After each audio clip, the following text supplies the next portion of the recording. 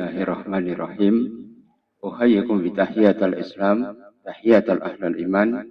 Assalamualaikum warahmatullahi wabarakatuh. Alhamdulillahilladzi allafa baina qulubina fa asbahna bi ni'matihi ikhwana amma ba'd. Ya ayyuhal hadirun ma'asyiral muslimin, ikhwafillah azakumullah wa iyyakum. Kita buka jasa kita dengan bacaan basmalah. Bismillahirrahmanirrahim. Segala puji kita haturkan kehadirat Allah Subhanahu wa taala. Alhamdulillah sudah memberikan keberkahan pada kita semua sehingga insyaallah pada sore hari ini kita dikumpulkan dalam keadaan sehat walafiat. Salawat dan salam taslim moga-moga senantiasa rujuk kepada Kanjeng Nabi Muhammad sallallahu alaihi wasallam. Moga-moga kita mendapatkan syafaatnya min yaumi hadza ila yaumil qiyamah insyaallah. Ikhwani fillah azakumullah wa iyyakum. Dalam hadis yang diriwayatkan oleh Tabrani, di mana kita diberikan sebuah gambaran tentang akhir zaman, yaitu adalah idza kana bi akhir zaman la budda lin nasi biha darahim wa dananir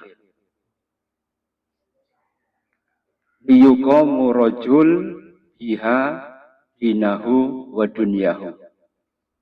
Dalam hadis itu dikatakan idza kana fi akhir zaman, apabila menjelang akhir zaman, la budda linas, wajib bagi manusia, ya, itu adalah mereka mempunyai darahim wa dananir, yaitu mempunyai yang namanya modal. Ternyata faktor keuangan ini sesuatu yang sangat penting sekali. Yuqamu rajul biha, karena ini bisa menegakkan tulang punggung seseorang dalam rangka untuk menegakkan, yaitu adalah dinuhu wa dunyahu. Jadi untuk menegakkan agama dan untuk menegakkan dunia, maka seseorang itu harus mempunyai dalam tanda kutip yaitu kekayaan. Sebab kalau kemudian tidak ada modal, ya, maka Rasulullah dalam hadis yang lain mengatakan kadal fakru ayyakunal kufro. Kadang-kadang kefakiran itu menyeret pelakunya kepada kekafiran. Karena itu ma'asyiral muslimin, ketika kita menghadapi semua hal yang berkaitan dengan itu, maka kita harus mempunyai sifat yang namanya tawazun. Tawazun itu adalah seimbang. Seimbang dunyahu wa dinuhu, yaitu seimbang antara agama dan dunia. Caranya bagaimana ma'asyiral muslimin?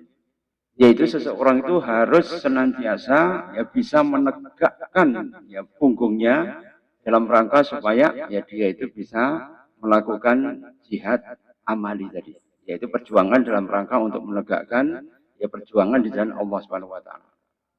Tadi saya baru tiba dari Malang juga berkaitan dengan MOU antara BSMI dengan Universitas Brawijaya untuk nyekolahkan dokter Palestina supaya mereka bisa mengambil spesialis. Karena yang syahid kemarin itu 14.000 tenaga kesehatan. 14.000 itu habis kemarin ya. Akhirnya kemudian ini kita alhamdulillah Brawijaya mau memberikan apa? Memberikan beasiswa ya. Hari ini tanda tangan MOU. Tadi Dokter Rima juga ikut ya. Kita sekolahkan di Brawijaya. Ini merupakan sebuah kontribusi dari universitas yang ternyata mereka ketika ditawari itu mereka mempunyai jiwa yang responsif. Yang selama ini kan kita melihat kadang-kadang universitas angel menuju kedokteran aja sulit ya. Jadi alhamdulillah dari uang UKT sampai uang gedung sampai makan sampai asrama sampai pemberian suplementasi bahasa semuanya ditanggung oleh Universitas Brawijaya. Karena itu ma'asyiral muslimin, ini apa yang bisa menanggung tadi kan uang tadi. La yuqamur rajul biha dinahu wa dunya. Karena itu ma'asyiral muslimin, dari Ibnu Mas'ud itu pernah dia itu mengatakan abadan nas sab'ina sana. Ada seseorang yang itu beribadah pada Allah itu 70 tahun. Fa'asobahul maksiyah. Kemudian dia melakukan maksiat. Sehingga akhirnya gugur semua ibadahnya itu selama 70 tahun. Dan kemudian ya amarohu miskin. Kemudian suatu saat dia melihat ada seorang miskin. Fatasaddaq birraghib. Kemudian dia ya memberikan infak karena dia tidak punya apa-apa, punyanya cuma roti saja, maka dia berinfak dengan roti. Apa yang dikatakan oleh Allah Subhanahu wa taala? Wa ghafarallah. Maka Allah memberikan pengampunan. Wa raddahu sab'ina sana, dan mengembalikan ibadahnya selama 70 tahun. Jadi ikhwan fillah, kadang-kadang ibadah kita itu bisa kembali lagi di pangkuan kita. Kalau dalam bukunya tadi ya Jejak Dakwah itu yang saya baca kemarin, ya kita harus mempunyai zona aman. Zona aman itu apa? Zona aman tetap bertauhid. Zona aman tetap kita mempersiapkan bekal untuk ditanyai malaikat mungkar dan nakir. Zona aman supaya kemudian ya kita tetap istiqomah di jalan Allah Subhanahu wa taala. Zona aman supaya kita tetap bisa menjalin ukhuwah Islamiyah. Zona aman supaya kita kemudian tidak lepas dari jamaah. Zona aman supaya kita mendapatkan ridho dari Allah Subhanahu wa taala. Bayangkan ya, kalau kita melihat si itu memelintir ya sebuah hadis, taraktu fikum amroini, alkitab wa ahli baiti. Aku tinggalkan kepada kamu ya dua pusaka, ya, yaitu adalah kitab dan ahli bait. Nah ini mulai diputar. Dan kemudian ini hadis berkaitan dengan Ghadir Khum namanya. Ghadir Khum itu adalah di mana mereka itu menuduh Abu Bakar, Umar, kemudian Utsman itu merebut kekhalifahan. Karena Rasulullah ketika dalam sebuah peperangan itu memanggil Ali, ya wahai Ali, kau adalah maulaku. Maula itu apa? Yaitu adalah ya sebagai ya pelindung setelah Kanjeng Nabi Muhammad SAW.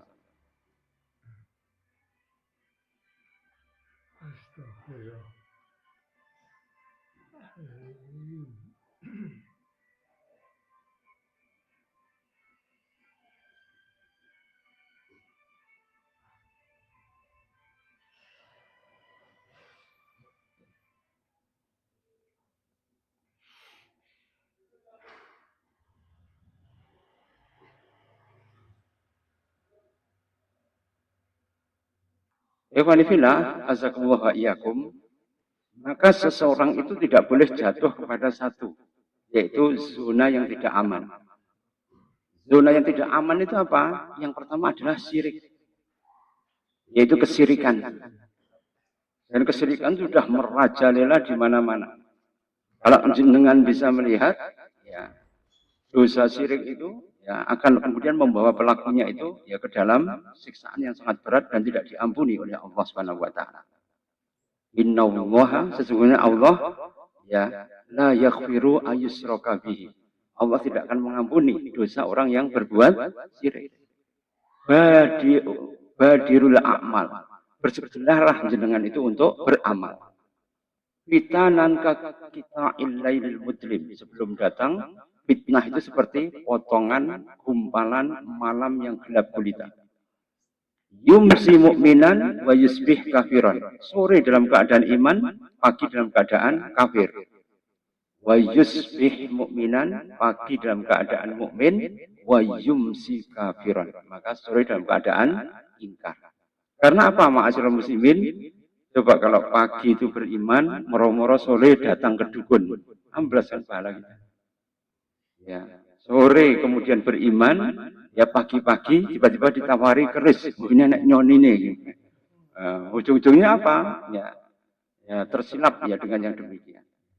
Sore beriman, paginya lagi apa? Ya kemudian ditawari oleh seorang gus, ya, yang kemudian ya dia itu ya menawari tentang ya hisib atau wisik yang sakti. Wah akhirnya Ya, ketika kemudian dilihat ya bacaannya, ternyata bacaannya ya mengandung lafaz syirkiyah.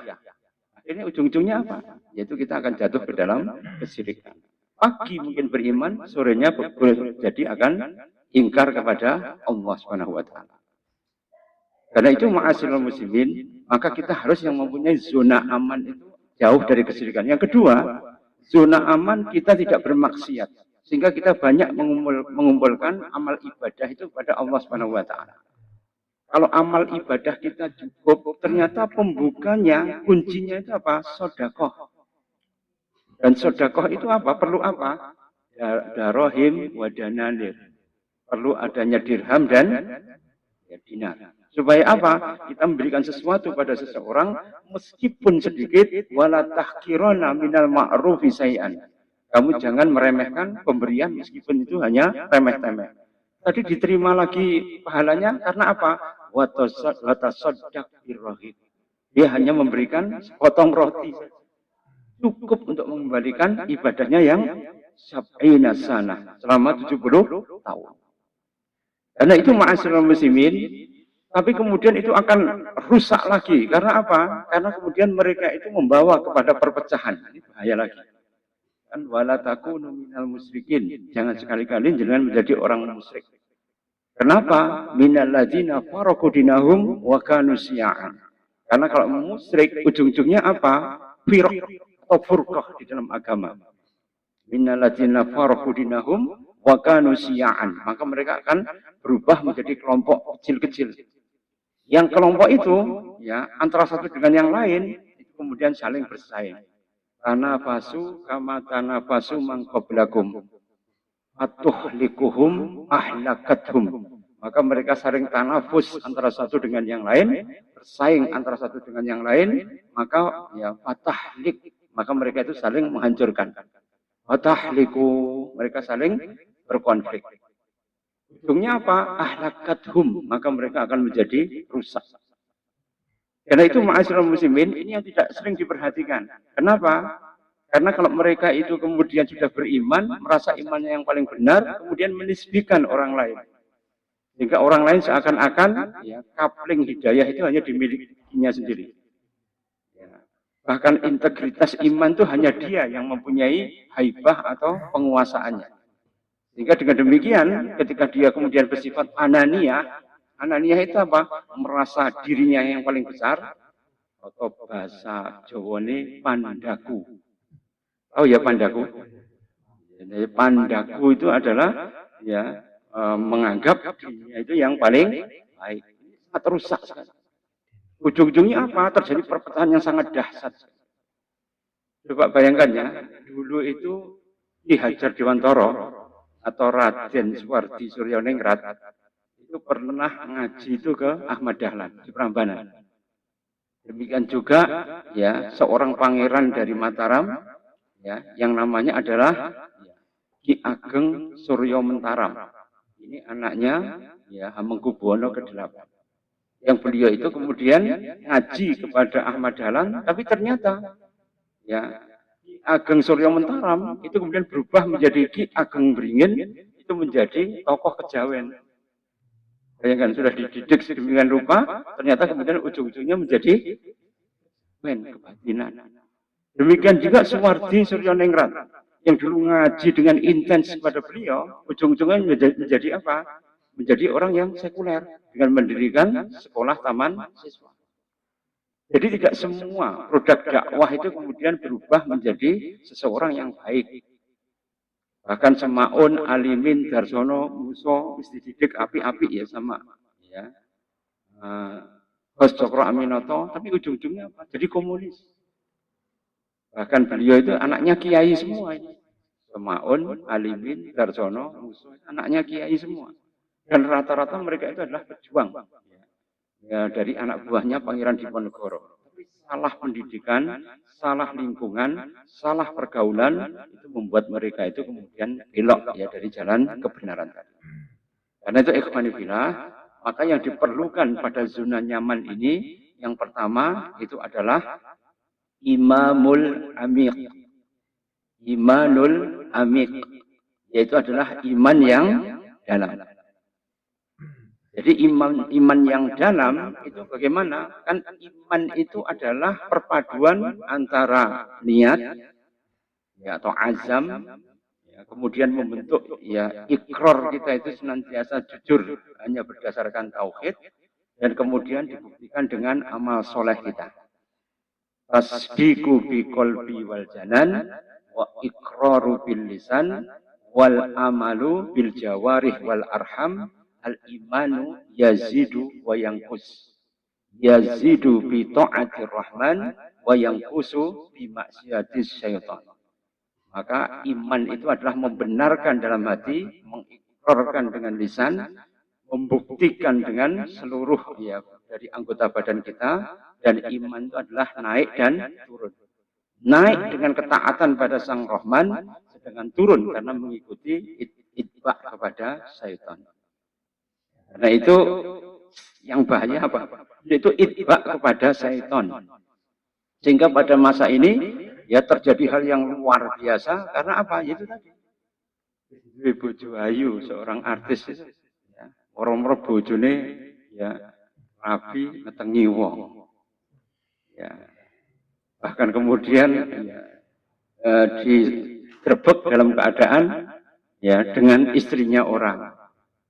Ya, kan kejadian seperti ini ketika dimasukkan ke media massa, itu kalau mereka itu public figure, itu akan menjadi contoh. Ya, Pak? Akan menjadi contoh. Meskipun contoh itu berada di bawah sadar tadi. Sehingga kalau kemudian potensinya itu muncul, maksiat itu tergantung pada kesempatan, ya, dan tergantung kepada kekuatan. Kalau mereka itu kuat secara harta, punya kesempatan, ya, nggak punya rem, ya bablas.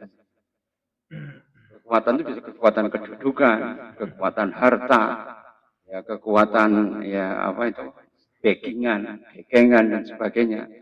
Ini ma'asyiral muslimin perlu yang namanya imanul ya amik, yaitu adalah iman yang dalam. Jadi iman yang dalam itu tidak syukur diucapkan saja, tapi iman yang dalam itu dibuktikan dalam kehidupan sehari-hari. Contohnya apa ya tadi? Watasaddaq dengan birraghib, meskipun hanya dengan menggunakan sesuatu yang kecil saja. Kalau diridhoi oleh Allah Subhanahu wa taala, maka amal kita itu akan dikembalikan oleh Allah Subhanahu wa taala. Diri dikembalikan bagaimana, Akibina? Ya benar-benar taubatan nasuha. Lama ini kan orang biasanya taubatnya apa? Tomat bukan tobat. Tobat terus kumat. Ya, tobat terus kumat. Namanya bukan ya tobat tapi tomat. Tobat terus kumat. Karena itu ikhwan fillah, ini yang paling penting sekali, karena iman yang kuat tadi pasti ya butuh yang namanya pembuktian. Asyadul bala al-anbiya. Yang paling dahsyat cobaannya itu para anbiya. Summas salihun, kemudian orang-orang yang soleh. Summas salihun, kemudian orang-orang yang soleh. Jadi kalau kita itu kemudian menjadi orang yang baik, maka cobaannya itu akan luar biasa. Karena apa? La yazalul bala'u bil mu'minin, akan tetap menimpa cobaan pada orang mukmin hatta yamsi ala wajhil ardi, sampai kemudian dia berjalan di muka bumi, laisa lahu khati'ah, sampai kemudian Allah membersihkan semua dosa. Jadi cobaan itu pasti ada. Dengan cobaan tadi manusia akan menjadi matang. Jadi orang itu ditentukan oleh 3 hal. Yang pertama itu adalah sakilah. Sakilah itu apa? Karakter. Yang kedua khibrah. Khibrah itu apa? Pengalaman. Kemudian yang ketiga yaitu adalah mauqif. Ya, mauqif apa? Sikap atau cara bertindak.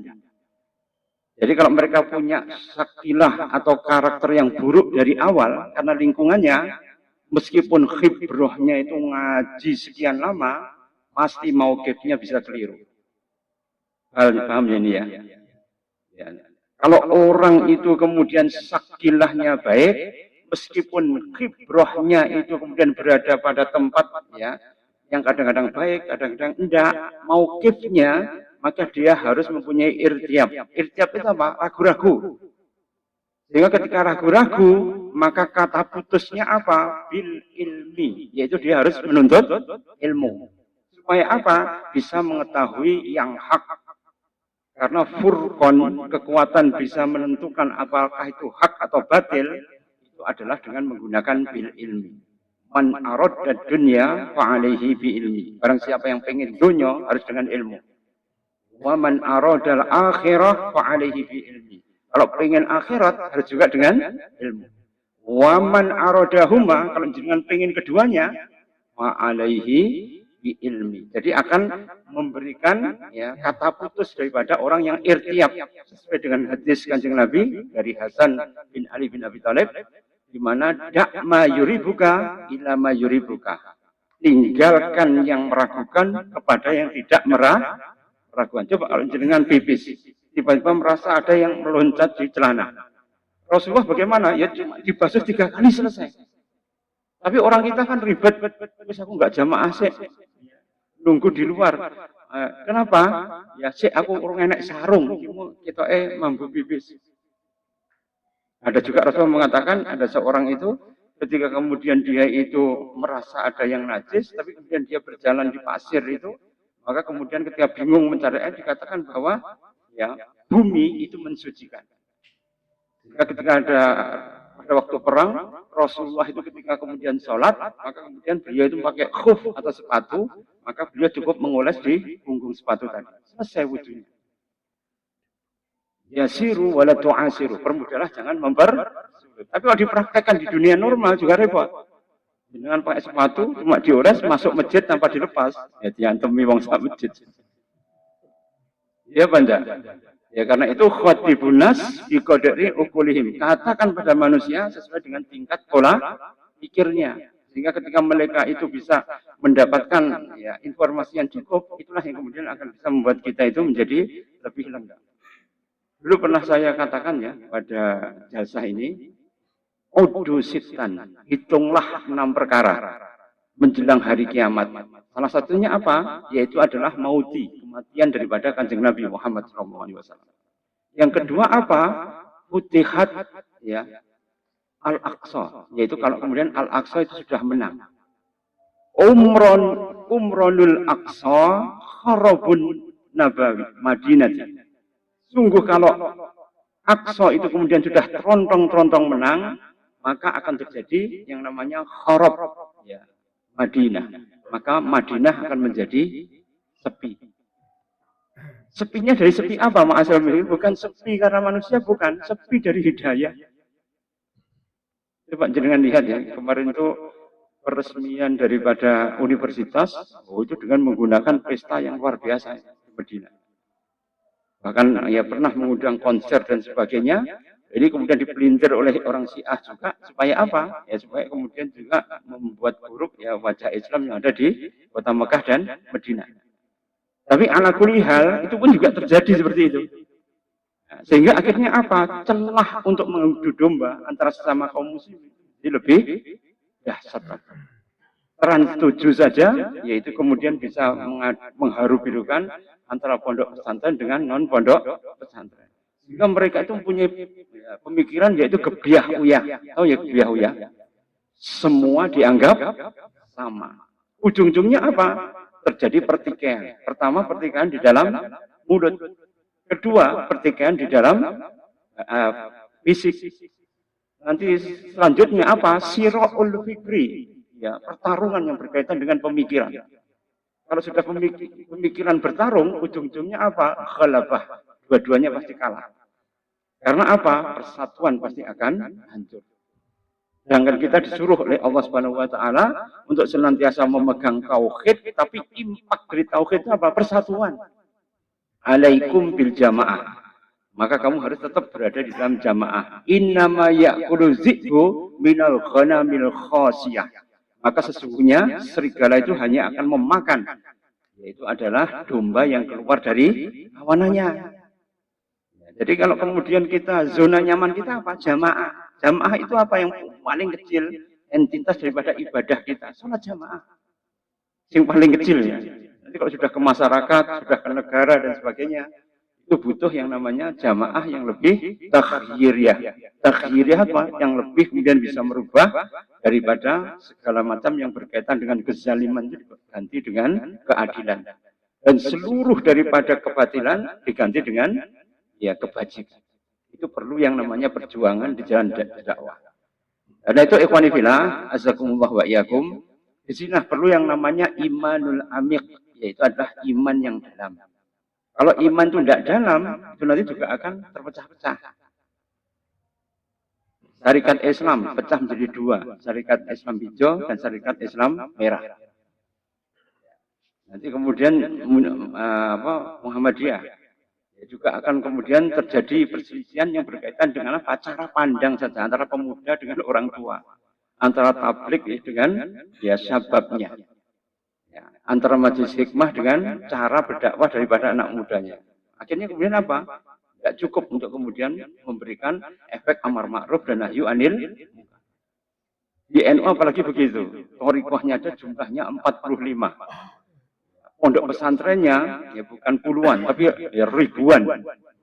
Bahkan mungkin ratusan ribu. Dan setiap pondok pesantren itu punya style atau berdakwah yang berbeda-beda.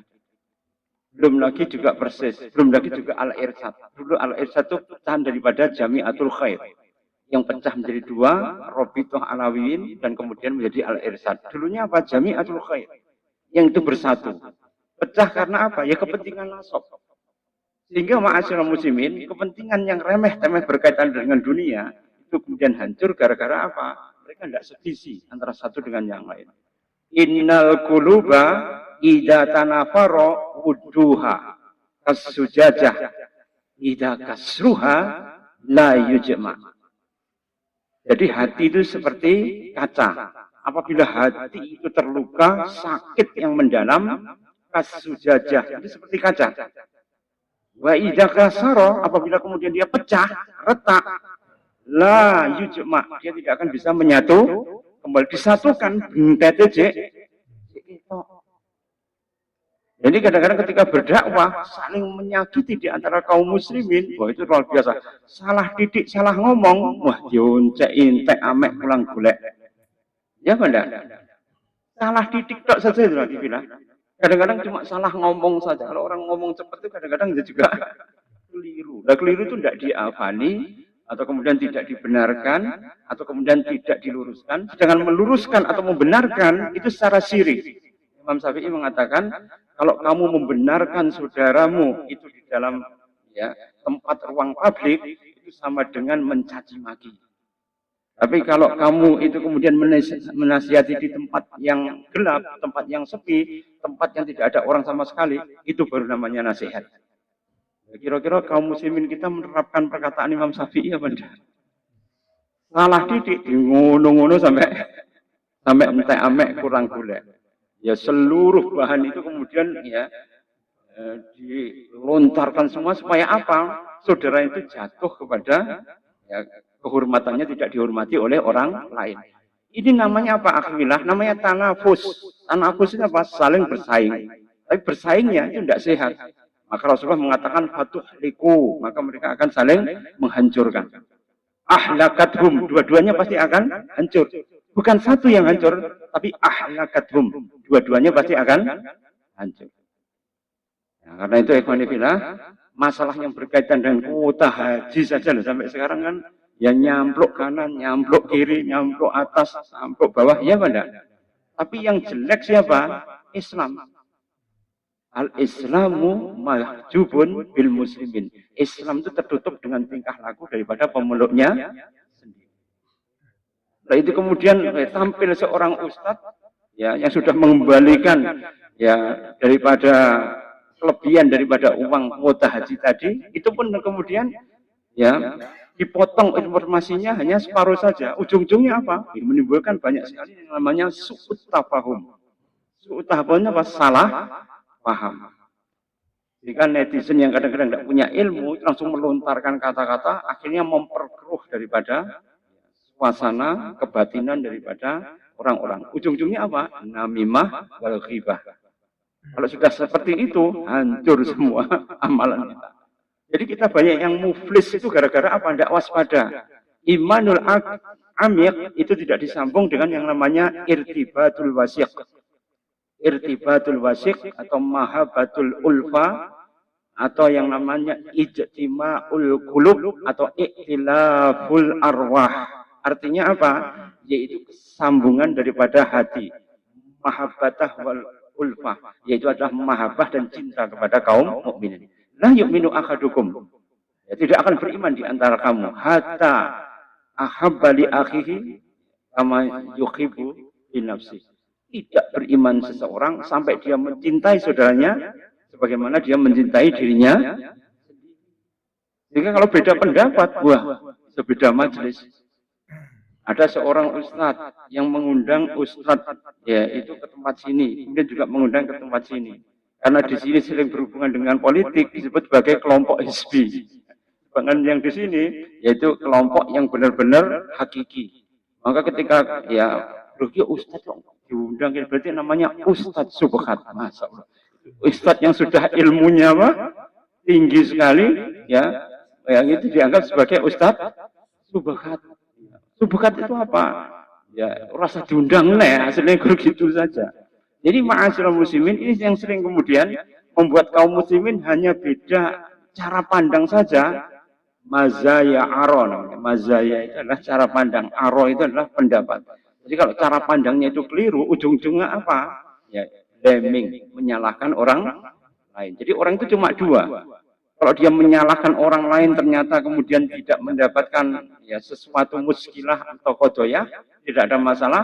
Biasanya orang tadi mesti menyalahkan diri sendiri. Kalau menyalahkan diri sendiri, cepat stroke gitu.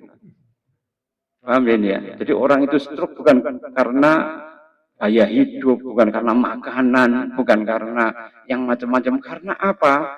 No way out, tidak ada jalan keluar. No way out kepada ya keadaan. Ya, isinya apa? Ya cuma bingung saja. Akhirnya ujung-ujungnya apa? Menyalahkan diri sendiri. Jadi sel kita itu kalau dituduh salah, mereka itu langsung atrofi, kicep semua. Bahaya kan? Kalau otaknya kicep, atrofi, ujung-ujungnya apa? Pikun. Kalau pembuluh darah itu kemudian ya kicep, ujung-ujungnya apa? Terjadi pengerasan pembuluh darah, pecah jadi stroke. Kalau letaknya di kepala. Kalau orang itu kemudian istilahnya ya dia menyalahkan diri sendiri, maka sel kita itu akan menjadi marah. Maka marahnya sel kita itu dengan apa? Autolisis, menghancurkan diri sendiri. Karena itu seorang ilmuwan neurolog itu menemukan kalau kita marah satu kali 200 neuron kita itu hangus. Jumlah neuron kita berapa? 2 triliun. Setiap marah 200 hangus. 200 hangus. Itu apa? Sel sarafnya habis. Mesune dina ping 100 ngono. Arek mengalihkan 200 ping 100 berapa kali? Rusak. Jadi manusia itu kadang-kadang kenapa disebut dalam Quran zalimun linafsih. Dia zalim kepada dirinya sendiri. Maka pada materi kali ini seorang yang melakukan ngaji itu harus mempunyai dua hal tadi. Dia harus punya imanul amir, tapi pembuktiannya dengan irtibatul wasiq, yaitu dia harus menjaga persatuan dan kesatuan. Bukan kemudian kita mentasamui kebatilan, bukan. Bukan kita kemudian menoleransi kebid'ahan, bukan. Tapi dalam rangka supaya kita mendapatkan medan dakwah, bisa membenahi sesuatu yang bengkok menjadi lurus. Sesuatu yang menyimpang menjadi ya, kembali pada jalur tracknya semua. Begitu antum mempunyai sikap atau mauqif memusuhi, kira-kira yang diseneni ya ridho apa enggak? Wabima rahmatin minallahi lintalahum walaupun tafadun khalidal qalbi lang fadu min khawlik. Kalau kita keras lagi memaksa, ujung-ujungnya apa? Orang itu ya akan lari dari kita. Akhirnya apa? Hidayah enggak nyampe. Karena itu ma'asyiral muslimin, maka kita harus mempunyai imanul amik dan irtibatul wasiq dalam rangka supaya dakwah itu dimanapun antum berkiprah itu senantiasa bisa menjaga ridho dari Allah Subhanahu wa taala. Kalau tauhid kita tetap lurus, persatuan jangan sampai terkoyak atau terpecah. Aku qouli hadza wa astaghfirullahaladzim li wa lakum. Wallahu muwaffiq ila aqwamit thoriq. Assalamualaikum warahmatullahi wabarakatuh.